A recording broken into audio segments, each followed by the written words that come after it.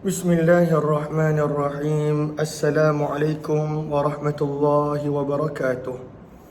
Bismillah, alhamdulillah, wassalatu wassalamu ala habibillah Sayyidina Muhammad ibn Abdullah wa ala alihi wa sahbihi wa mawala. Subhanaka la ilma lana illa ma 'allamtana innaka antal alimul hakim. Wala hawla wala quwwah إلا بالله العلي العظيم.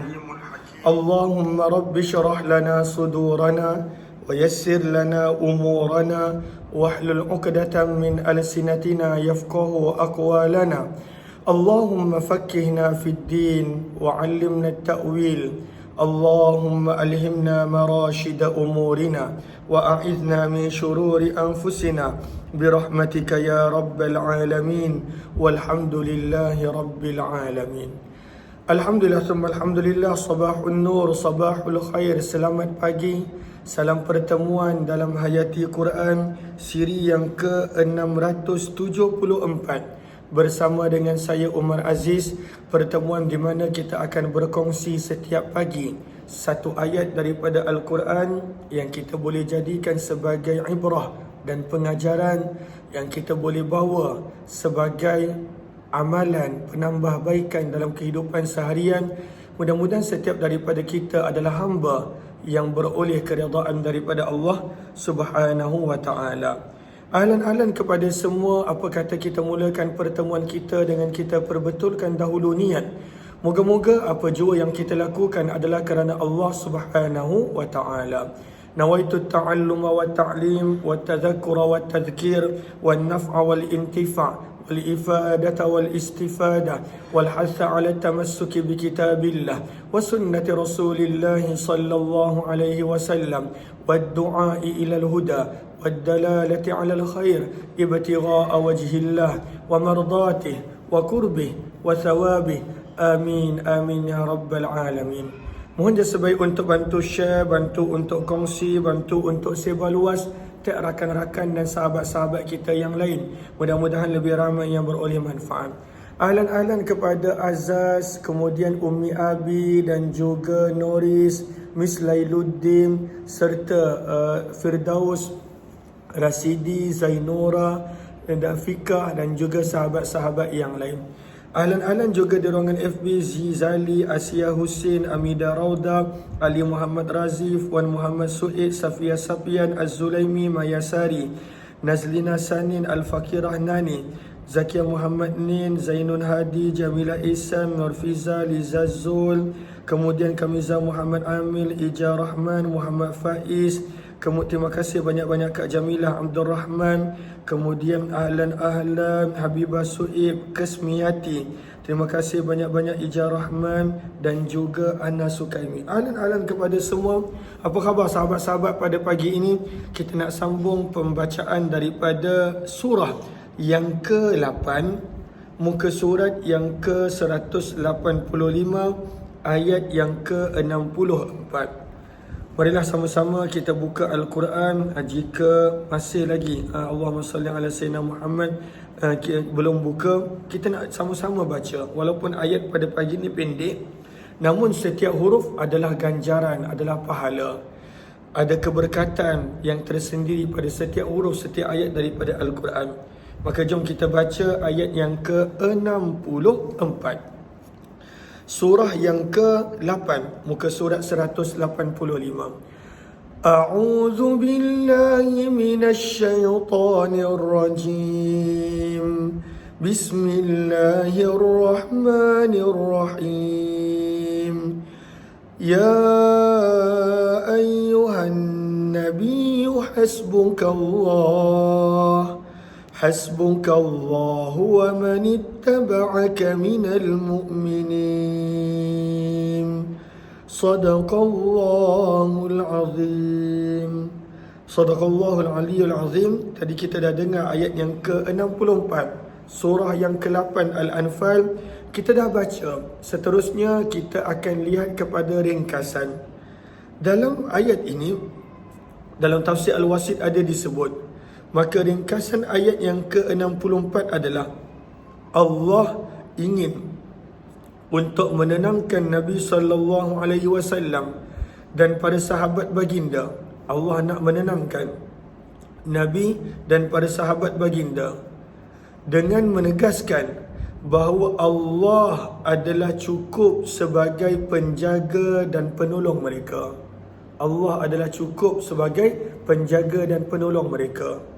Maka ini adalah ringkasan ayat yang ke-64.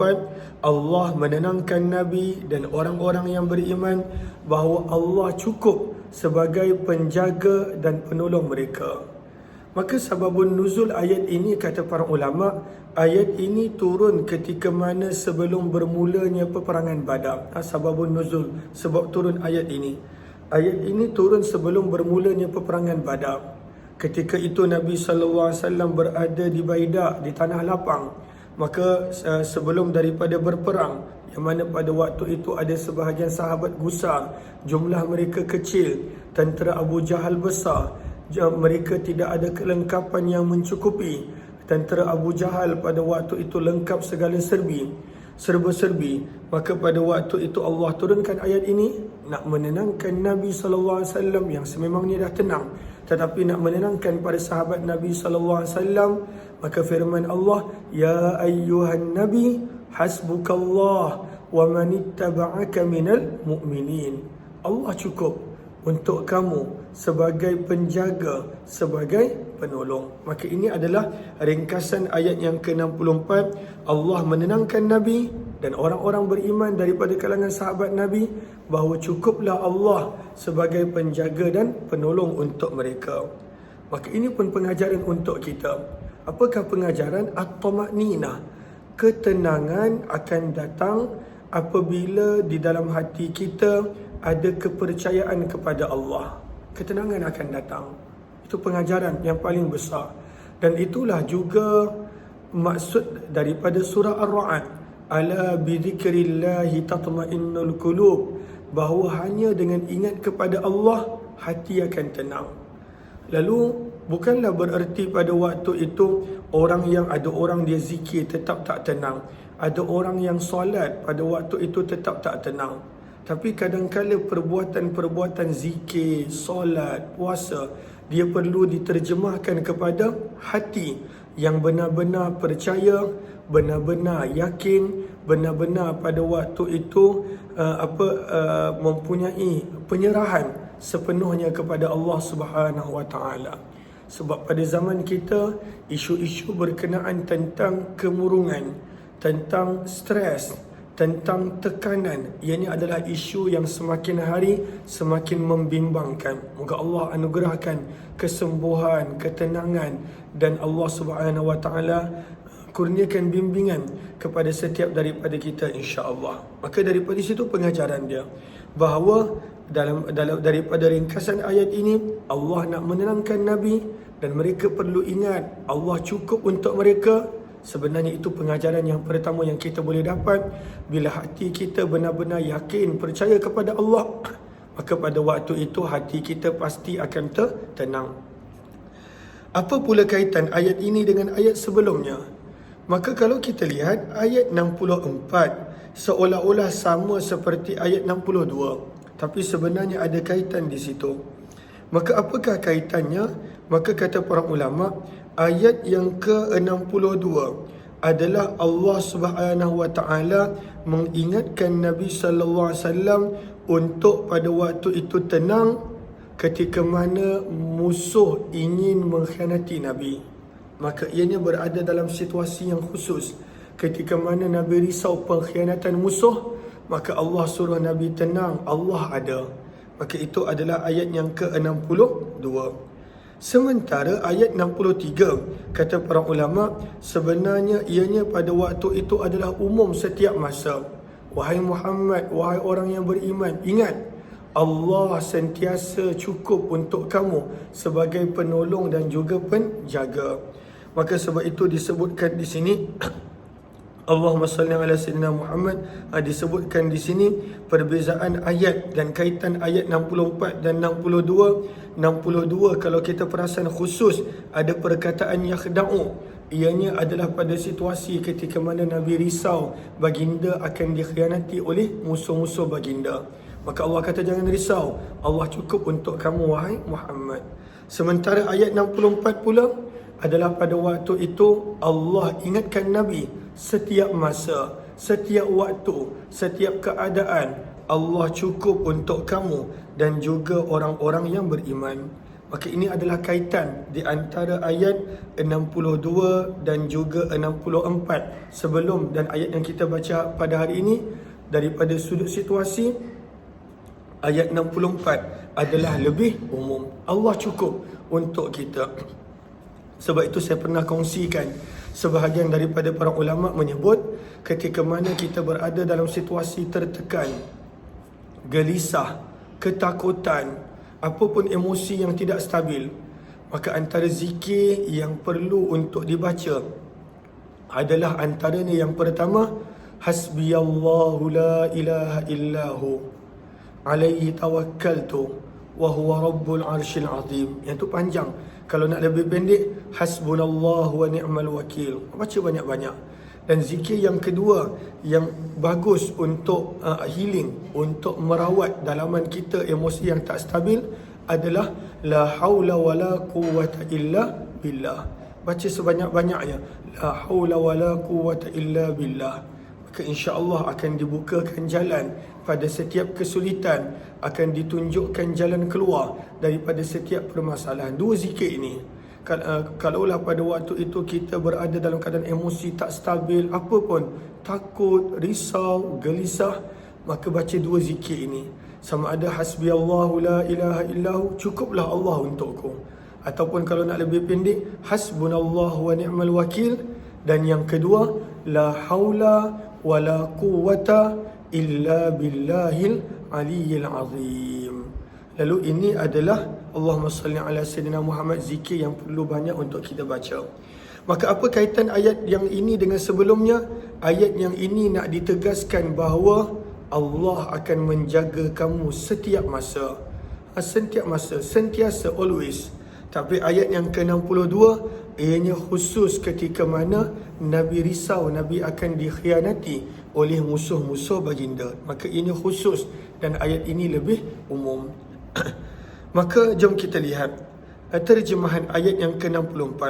Firman Allah Subhanahu wa taala, ya ayyuha, wahai an-nabiyyu, nabi, iaitu Nabi sallallahu alaihi wasallam. Firman Allah, wahai nabi, hasbuk. Apakah maksud hasbuk? Cukuplah bagi kamu.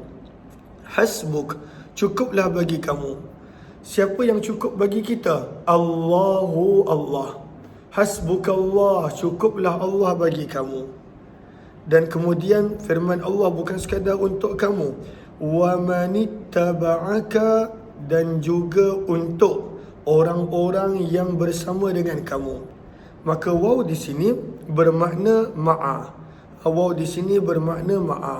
Hasbuk, cukuplah untuk kamu bersama orang-orang yang mengikuti kamu. Siapakah orang-orang yang mengikuti Nabi? Minal mu'minin, daripada kalangan orang-orang yang beriman. Maka daripada sini kalau kita lihat daripada mesej, daripada terjemahan, mesejnya jelas. Ada satu mesej, cukuplah Allah untuk orang-orang yang mengikuti Nabi daripada kalangan orang beriman. Maka cukuplah untuk orang yang mengikuti Nabi daripada kalangan orang yang beriman. Sebenarnya Allah dah cukup untuk mereka. Ya, perlu usaha, perlu ada strategi, perlu ada perancangan. Itu kita dah baca dah pada ayat yang ke-60, wa a'iddu lahum mastata'tum. Tapi bila kita dah usaha untuk datangkan ketenangan pada hati dan jiwa, maka pada waktu itu perlunya untuk kita berserah kepada Allah, meyakini Allah Subhanahu wa ta'ala. Ahlan-ahlan kepada sahabat-sahabat yang baru join, mohon jasa baik untuk bantu share, bantu untuk kongsi, bantu untuk sebar luas. Mudah-mudahan lebih ramai yang beroleh manfaat, insya-Allah. Jom kita lihat. Allahumma salli ala Sayyidina Muhammad. Firman Allah, apakah pengajaran yang kita boleh ambil? Firman Allah, ya ayyuhan nabi, wahai nabi, hasbukallah, cukuplah bagi kamu akan Allah. Maka ini pengajaran yang kedua. Pengajaran yang kedua, pengajaran yang pertama kita sebut tadi daripada ringkasan, bila ingat Allah, hati akan menjadi tenang. Bila yakin kewujudan Allah sentiasa untuk membantu kita, menolong kita, maka adanya Allah untuk menolong dan membantu kita, maka pada waktu itu hati kita akan tenang. Maka kata Ibnul Qayyim yang kita boleh jadikan sebagai pengajaran yang kedua. Kata Ibnul Qayyim rahimahullah ta'ala pada ayat ini, Allahumma salli ala Sayyidina Muhammad, apakah maksud Allah itu cukup? Ay fala yahtajuna ma'ahu ila ahad. Maksud kalaulah seseorang itu percaya Allah itu cukup, dia dah tak perlulah nak mengharapkan yang lain. Dah tak perlulah. Dia tak perlu nak minta pada waktu itu pertolongan daripada yang lain. Dia tak perlu pada waktu itu nak mengadu berharap kepada yang lain. Fala yahtajuna ma'ahu ila ahad. Bila dia benar-benar yakin Allah itu cukup bagi dia. Sebab itu perkataannya hasbuk, cukup. Sebenarnya cukup. Bukan Allah itu Allahumma salli ala Sayyidina Muhammad sekadar menyempurnakan, tidak. Tapi Allah itu cukup. Maka kata Ibnul Qayyim, maksud cukup adalah tidak akan ada keperluan kepada selain daripada Allah. Sebab itu baginda Nabi Ibrahim dengan keimanan yang tinggi, bila sewaktu nak dicampakkan ke dalam api, maka datang malaikat Jibril pada waktu itu kata, wahai Ibrahim, ada tak apa-apa yang boleh aku bantu? Maka apa kata Nabi Ibrahim? Hasbiyallah, cukuplah bagi aku akan Allah. Maka Allah tukar api menjadi tempat yang nyaman, lagi sejuk untuk Nabi Ibrahim. Maka pengajaran yang kedua yang kita boleh dapat daripada perkataan hasbukallah adalah apa yang dinukilkan oleh Ibnul Qayyim rahimahullah. Kata Ibnul Qayyim, kalaulah seseorang itu benar-benar rasa cukup baginya Allah, dia tidak ada keperluan dan hajat kepada selain daripada Allah. Dia tak ada. Dia pada waktu itu benar-benar berserah sepenuhnya kepada Allah. Bukan bererti tak payah usaha. Banyak orang sangka begitu, tak payah buat apa-apa. Banyak orang salah faham. Itu kita dah baca pada ayat yang ke-60. Perlunya usaha, pentingnya usaha. Tetapi pada waktu itu kita tidak akan mengemis pertolongan daripada selain daripada Allah. Kita tak akan mengadu kepada selain daripada Allah. Kenapa? Hasbukallah, cukuplah bagi kamu akan Allah Subhanahu wa ta'ala. Maka itu adalah pengajaran yang pertama. Pengajaran yang kedua yang kita boleh dapat adalah sebenarnya Allah akan menolong bukan sekadar Nabi, tetapi wa manittaba'aka, orang-orang yang ikut Nabi sallallahu alaihi wasallam.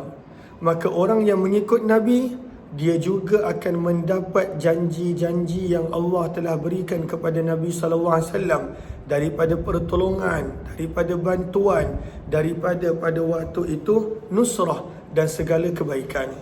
Lalu sebab itu perkataan wa manittaba'aka, bersama dengan orang-orang yang mengikut kamu wahai Muhammad. Maka pengajaran yang ketiga, apakah pengajaran yang ketiga?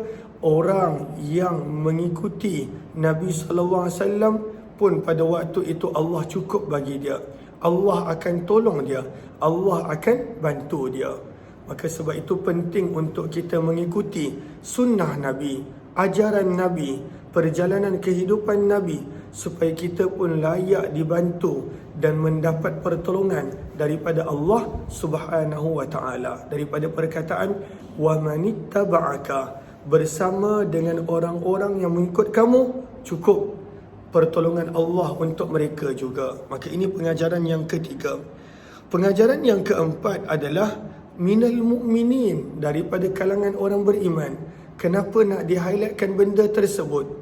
Sebenarnya kata para ulama, orang yang benar-benar beriman, dia akan ikut Nabi sallallahu alaihi wasallam.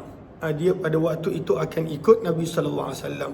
Tak boleh macam ada orang kata dia nak pilih Al-Quran, tak nak ikut Nabi. Maka pada waktu itu ada masalah dengan iman dia, ada masalah dengan kepercayaan dia. Maka tak boleh. Orang yang ikut Nabi, maka itulah sebenar-benarnya orang yang percaya dan orang beriman. Maka inilah pengajaran yang keempat. InsyaAllah esok kita akan sambung ayat yang baru, ayat yang ke-65 insyaAllah. Terima kasih kepada semua, terima kasih. Walaupun satu ayat, tapi sebenarnya mudah-mudahan dengan satu ayat yang kita baca boleh membawa perubahan dalam kehidupan kita. Amin, amin ya rabbal alamin. Wabillahi taufiq wal hidayah. Assalamualaikum warahmatullahi wabarakatuh.